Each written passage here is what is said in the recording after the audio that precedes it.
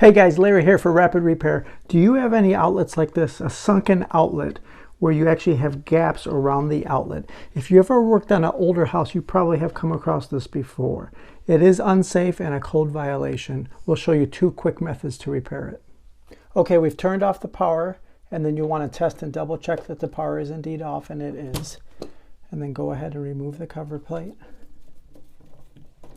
So what happens is the outlet box is supposed to be flushed with your finished wall.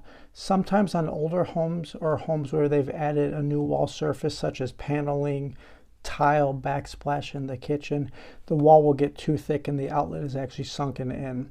What you need to do is unscrew the outlet.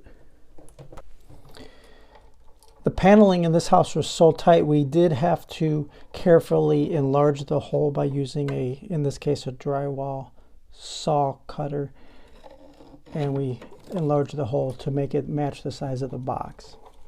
So a quick method one would be to install some kind of spacers between the outlet and the box itself, and you can screw into that and they'll help this to be where it should be and the cover plate will look appropriate. The problem with that method is the live terminal screws are all going to be exposed, and it is a code violation to have it protruded beyond the surface of the box. The most correct and safest method is to use a box extender. There's a couple different variations. This one is a thin one here, and you can actually double them up depending on the thickness, or here's a thicker one here I found in the electronics department.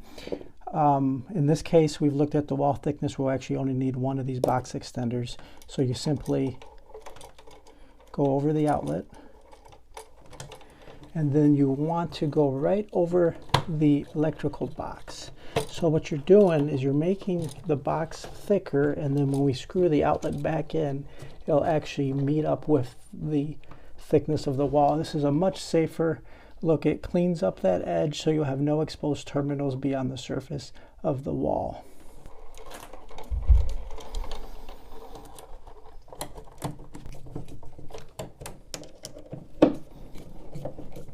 Okay, so it's flush. It's a much better finish. The edges are covered by the box extender, and then you simply install your cover plate.